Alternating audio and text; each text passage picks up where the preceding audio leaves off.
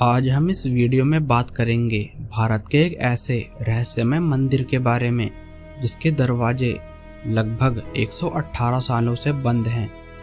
उड़ीसा के पुरी शहर से 35 किलोमीटर दूर स्थित कोणार्क का यह सूर्य मंदिर दुनिया भर से बहुत से यात्रियों और खोजकर्ताओं को अपनी ओर आकर्षित करता रहा है। चंद्रभागा नदी के किनारे बना यह बेमिसाल मंदिर भगवान सूर्य को समर्पित है, जिन्हें स्थानीय लोग विरंची नारायण कहते थे। कोणार्क शब्द कोण तथा अर्क शब्दों के मेल से बना है, जिसमें कोण का मतलब किनारा और अर्क का मतलब सूर्य होता है, यानी सूर्य का किनारा। हिस्टोरिकल एविडेंसेस के आधार पर माना जाता है कि पूर्वी गंग वंश के शासक नरसिंह देव प्रथम ने इस मंदिर का निर्माण 13वीं शताब्दी में करवाया था। 1238 ईस्वी से 1250 ईस्वी की समय सीमा में 1200 कारीगरों ने मिलकर 12 वर्षों की कठिन मेहनत से इसे तैयार किया था। इसके निर्माण में लाल बलुआ पत्थरों और काले ग्रेफाइट पत्थरों का इस्तेमाल किया गया था। कहा जाता है कि इस मंदिर के निर्माण के लिए राजा नरसिंह देव ने अपने सभी धन भंडारों को खोल दिया था। कलिंग शैली में बने कोणार्क सूर्य मंदिर की कलात्मक भव्यता और इंजीनियरिंग को देखकर यह लगता है कि यह अपने समय में की सबसे उन्नत टेक्नोलॉजी के ज्ञान से निर्मित किया गया होगा। आज से 750 साल पहले बने इस मंदिर को साल 1984 में यूनेस्को के विश्व धरोहर स्थलों में शामिल किया गया था। कोणार्क सूर्य मंदिर को एक रथ के आकार में बनाया गया है। इस मंदिर में भगवान सूर्य को इस प्रकार से रथ में विराजमान किया गया है जैसे मानो वह खुद ही स्वर्ग लोक से उतरकर धरती पर आकर बैठ गए हों। महान कवि व नाटककार रविंद्रनाथ टैगोर ने इस मंदिर के बारे में लिखा है, कोणार्क जहाँ पत्थरों की भाषा मनुष्य की भाषा से श्रेष्ठतर है। कोणार्क मंदिर की बेजोड़ वास्तुकला।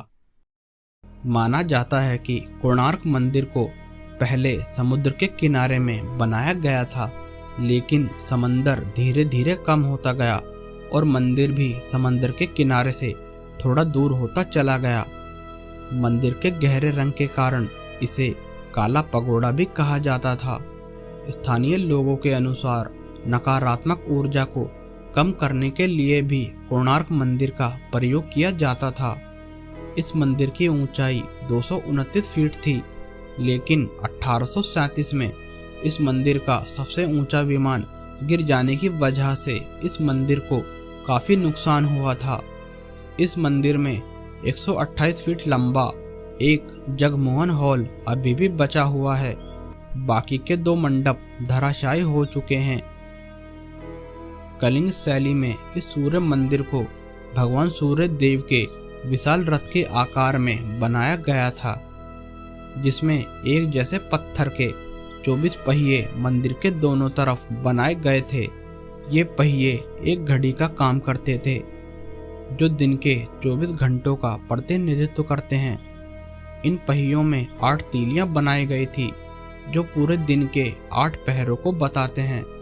भगवान सूर्य नारायण के रथ की तरह कोणार्क के इस रथनुमा मंदिर में 7 घोड़े बनाए गए थे, जो प्रकाश के 7 रंगों को प्रदर्शित करते थे। लेकिन आज 7 घोड़ों में से सिर्फ एक ही घोड़ा शेष बचा हुआ है। कई कथाओं के अनुसार सूर्य मंदिर के शिखर पर एक 52 टन का चुंबकीय पत्थर लगा हुआ था। उसके प्रभाव से कोणार्क के समुद्र तट से गुजरने वाले जहाज मंदिर की ओर खींचे चले आते थे, जिससे उन्हें भारी क्षति होती थी। इस चुंबकीय पत्थर के कारण व्यापारिक जहाजों के चुंबकीय दिशा सूचक यंत्र सही दिशा नहीं बता पाते थे, जिस कारण अपने जहाजों को बचाने के लिए पुर्तगाली नाविक इस पत्थर को निकाल कर ले गए। कहा जाता है कि यह पत्थर कोणार्क मंदिर में एक केंद्रीय शिला का कार्य करता था, क्योंकि मंदिर बनाते समय सभी शिलाओं को जोड़ने के लिए लोहे की प्लेटों का इस्तेमाल किया गया था, जिससे मंदिर की दीवारों के सभी पत्थर संतुलन में रहते थे। इसके हटने के कारण मंदिर की दीवारों का संतुलन खो गया। कोणार्क सूर्य मंदिर के विषय में कहा जाता है कि इसकी संरचना एक भीमकाय दैत्य के समान की गई थी। इसकी जटिल नक्काशी सुंदर आभूषणों के समान की गई थी। कोणार्क मंदिर से जुड़ी पौराणिक कथा। पुराणों के अनुसार श्री कृष्ण के पुत्र सांब को किसी कारण से एक श्राप लगा था, जिसके कारण उन्हें कुष्ठ रोग हो गया था।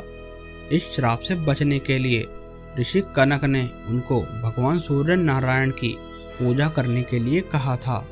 भगवान सूर्य नारायण को सभी रोगों का मुक्तिदाता कहा जाता है। उस वक्त सांब ने उत्कल प्रदेश के मित्रवन में चंद्रभागा नदी के तट पर 12 वर्षों तक कठिन तपस्या की थी। उनकी तपस्या से प्रसन्न होकर भगवान सूर्य नारायण ने उनका कुष्ठ रोग हर लिया।